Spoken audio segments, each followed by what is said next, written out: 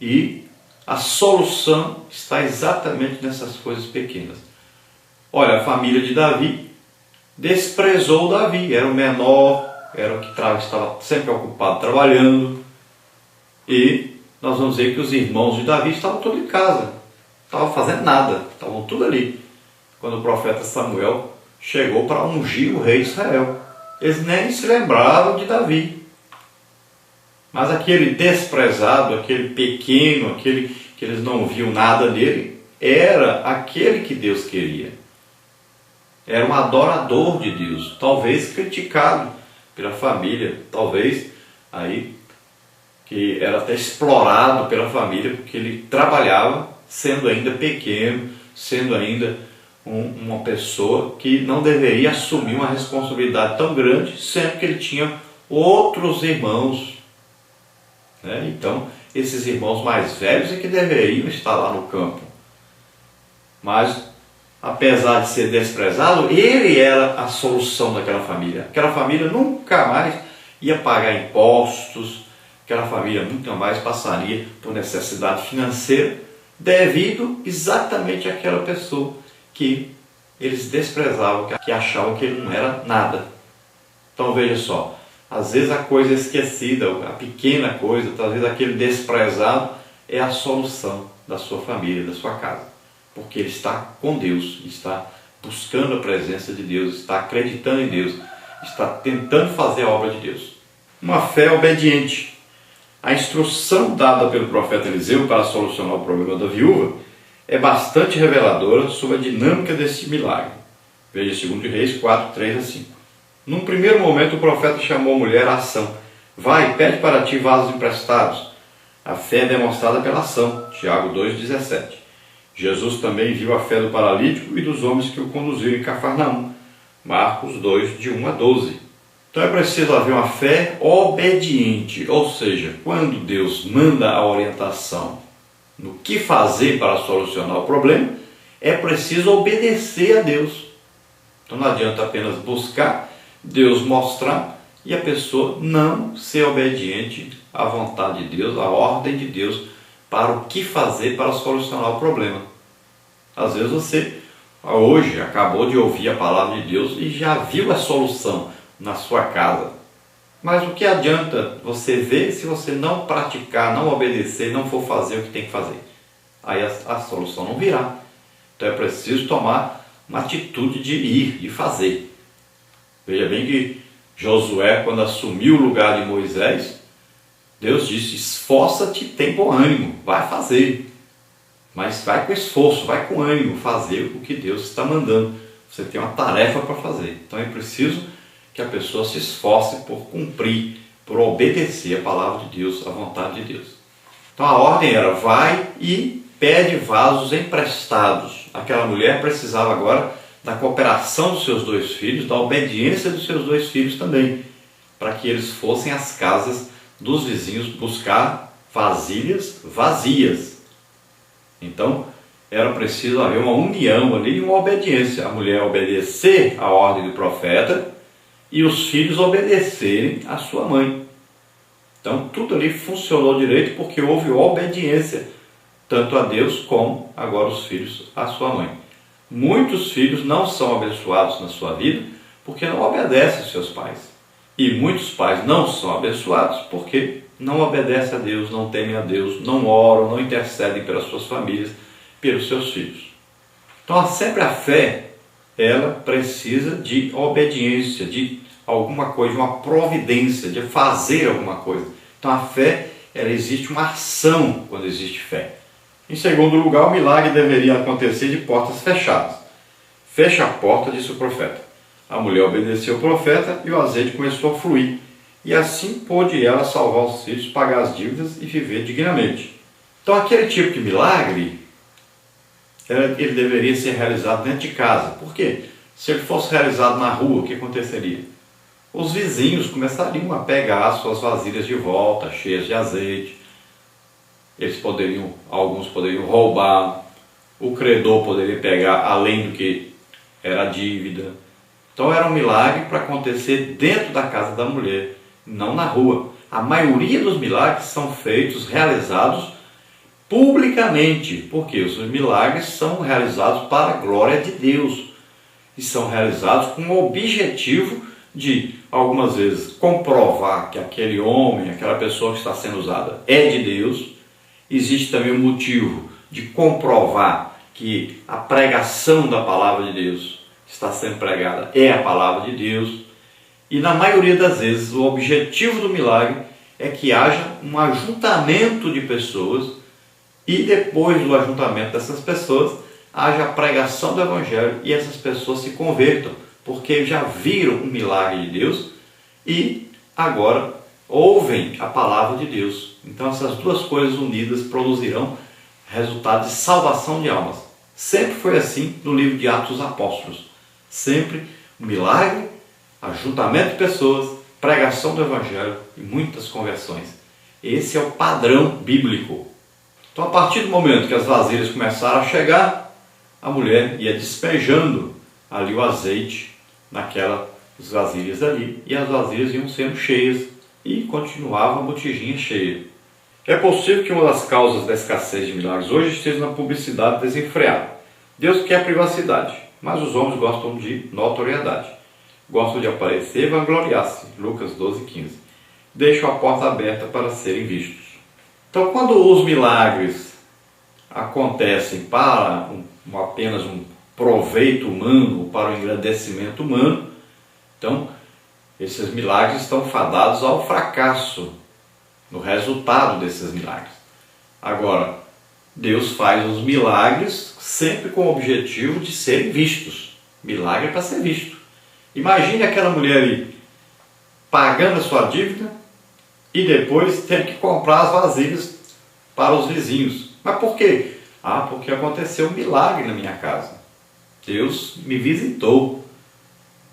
Aquelas vasilhas que eu pedi emprestado estão lá cheias de azeite. É claro que ali correu a notícia. Como é que aquela mulher que era pobre agora ficou rica? Como é que aquela mulher que não tinha que comer agora tem até sobrando de comida que vai ter? Como é que ela não podia pagar a dívida e agora pagou? Como é que seus filhos iam ser levados como servos escravos e agora não vão mais ficar em casa? Então, alguma coisa aconteceu. É claro que todos os vizinhos que emprestaram as vasilhas foram atrás de suas vasilhas e descobriram que ali aconteceu um grande milagre. Milagre é para ser visto. Então, quando Jesus fazia algum milagre e dizia para nem contar para ninguém, qual o objetivo? Jesus não queria ser ainda reconhecido, visto, não queria uma multidão andando atrás dele e atrapalhando o seu ministério, o seu ensino que ele estava dando aos seus discípulos. Muitas vezes ele precisava entrar numa cidade e visitar certas pessoas e a multidão atrapalhava ele comer, atrapalhava dormir, atrapalhava orar, tinha que subir para cima do monte para orar. Mas nós vamos ver que os milagres em Atos dos Apóstolos são públicos. É claro que existe um milagre dentro de casa também. A sogra de Pedro foi curada dentro de casa, mas a maioria dos milagres que existem na Bíblia são milagres públicos, são milagres que são realizados para que seja visto mesmo. É preciso que as pessoas vejam a glória de Deus em ação, a presença de Deus, sintam essa presença de Deus. É preciso que em todo culto nosso, tanto na rua como dentro da igreja, aconteçam milagres, para que as pessoas vejam que Deus é um Deus vivo, poderoso, e as pessoas se convertam. É necessário que haja milagre. Parte 3. Os instrumentos do milagre. No tópico 1, o instrumento humano. No tópico 2, o instrumento divino. Tópico 1, o instrumento humano. Por várias vezes no livro de 2 de Reis, o profeta Eliseu é chamado de homem de Deus. 2 de Reis 4, 7, 9, 16, 6, 9. Sem dúvida, esses textos demonstram que Eliseu era um instrumento de Deus para a operação de milagres. Deus usa homens. Esse é um fato fartamente demonstrado na Bíblia. Para formar uma nação e através dela revelar seu plano de salvação à humanidade, o Senhor chamou Abraão, Gênesis 12. Para tirar os israelitas do Egito, Deus usou Moisés, Êxodo 4, de 1 a 17. Para levar a mensagem do Evangelho aos gentios, o Senhor usou a Pedro, Atos 10 a 11. Deus também chamou a Paulo para ser um instrumento escolhido, para levar seu nome perante os nobres, Atos 9 e 15. Para salvar-nos, Deus emanizou-se na pessoa bendita de Jesus Cristo, João 1, 18, Filipenses 2, 1 a 11. E para a sua obra missionária, ele conta com você, Mateus 28, 19. Então, as pessoas são os instrumentos usados por Deus na realização da sua obra. E os milagres acontecem através de uma pessoa. O problema da igreja é que é tão raro hoje os milagres na igreja que a pessoa que é usada por milagre se destaca. E também o povo é imaturo, não é ensinado corretamente, e o povo está tão difícil ver algum milagre que quando acontece algum milagre, às vezes a pessoa até fica endeusando a pessoa que foi usada, né? A igreja, por exemplo, vai fazer uma festa, aí tem que convidar alguém famoso, né? Quem é culpado dos altos salários que se pagam aos pregadores ou às pessoas que Deus usa para fazer milagre? Quem é culpado dessas pessoas serem endeusadas, muitas vezes idolatradas? A própria igreja é que convida essas pessoas e pagam fortunas. Cantores, cantoras, pregadores, a própria igreja é culpada disso. Não é a pessoa que é culpada, é a igreja. Porque chama, convida, paga altíssimos salários para essas pessoas. Então, a igreja precisa ter mais gente sendo usada por Deus. Mas ninguém quer orar. Ninguém quer passar 3, 4, 5 horas por dia orando. Ninguém quer jejuar. As pessoas querem comer aí a churrascada, querem aproveitar, encher a pança. Mas ninguém quer jejuar. As pessoas não querem passar tempo, lendo, estudando a palavra de Deus e meditando na palavra de Deus. Então, importam alguém. Vamos chamar fulano, porque nós aqui somos preguiçosos, não queremos nos esforçar.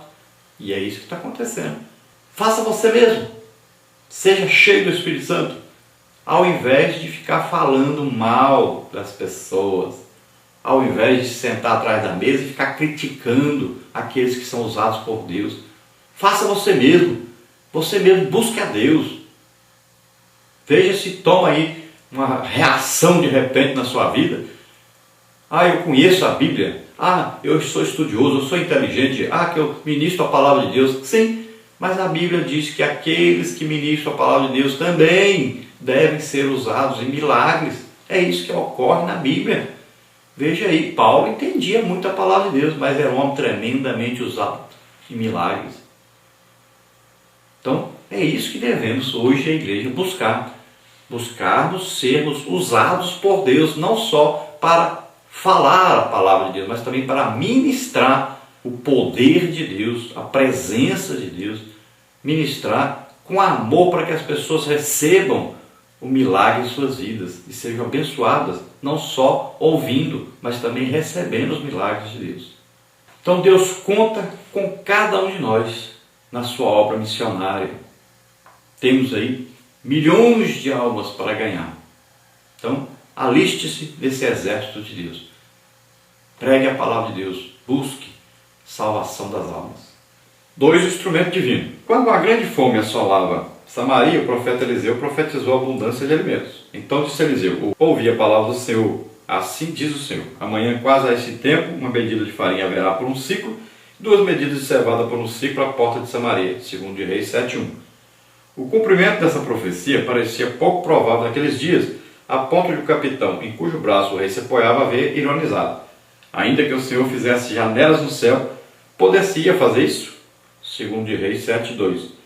Mas a profecia cumpriu-se exatamente como Eliseu havia predito. 2 de Reis 7:16-20. O texto põe a palavra do Senhor como agente causador do milagre. O cronista observa que esses fatos ocorreram segundo a palavra do Senhor. 2 de Reis 7:16. O que o Senhor faz, Ele o faz através de sua palavra. Então, o que Deus faz aí? Aí foi uma revelação de alguma coisa que ia acontecer no futuro, uma palavra de sabedoria, que na maioria das vezes os profetas são usados nesta palavra de sabedoria. É um dom do Espírito Santo chamado palavra de sabedoria, que revela alguma coisa que vai acontecer no futuro.